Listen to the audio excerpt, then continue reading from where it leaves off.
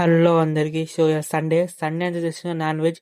So మనం అందుకని పొద్దుల వేసి చికెన్ అయితే కడిగి పక్క పెట్టుకొని, సో మన గ్యాస్ మీద గిన్నె పెట్టి 3 స్పూన్స్ ఆయిల్ వేసుకొని, సో ఆయిల్ వేడైనాక మనం ముందు కట్ చేసి పెట్టుకున్న ఆనియన్స్, అలాగే పచ్చిమిర్చి అయితే కట్ చేసి డైరెక్ట్ అందులో వేసేసిన నేను.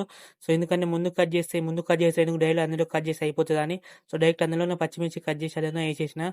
సో అదంతా మంచిగా ఉడికేదాకా మనం అయితే మూత పెట్టుకోవాలి. సో ఆ గ్యాప్లో మనం అయితే కొత్తిమీర అయితే కట్ చేస్తున్నాం. సో కొత్తిమీర కట్ చేసి కొత్తిమీర కడిగిన వచ్చే గ్యాప్‌లో మనకు అదైతే ఉడికింది. సో అది ఉడికినాక మనం అల్లం ఎల్లిగడ్డ పేస్టు ఏసి మంచిగా కలిపి, అండ్ అలాగే పసుపు, సో కావాల్సినంత పసుపేసుకొని మంచిగా కలిపి, అండ్ మనం ముందు కడిగిపెట్టుకున్న చికెన్ ముక్కలైతే ఏసి, సో మంచిగా ఆ మసాలా మొత్తం దానికి చికెన్ ముక్కలకైతే పట్టినియాలే. సో అట్లయితేనే చికెన్ టేస్ట్ అయితే వస్తది. అయితే పెట్టుకొని, సో మూతనైతే పెట్టి, సో చికెన్ ఉడికినాక మనం కారం, ఉప్పు అవన్నీ ఏసుకొని, సో మనం కొంచెం ఎసరు పోసుకొని లాస్ట్‌కి అయితే కొత్తిమీర అయితే యాడ్ చేయాలి. సో కొత్తిమీర యాడ్ చేసుకున్నాక మళ్ళీ ఒక 10 మినిట్స్ మూత పెట్టి పెట్టుకోవాలి. సో పక్క పెట్టుకున్నాక మనకు కావాలంటే మసాలా గిట్ట ఏసుకోవచ్చు. సో మా అమ్మే చేస్తది మసాలా. సో బయట నుంచి అయితే ఏం కొనుక్కురాము. సో మా మమ్మీ తెచ్చిన మసాలా ఏసి, అలాగే కొద్దిగా ధనియాల పొడి ఏసి, సో 10 మినిట్స్ మూత పెడితే మన సూపర్ చికెన్ కర్రీ అయితే రెడీ అయిపోతది.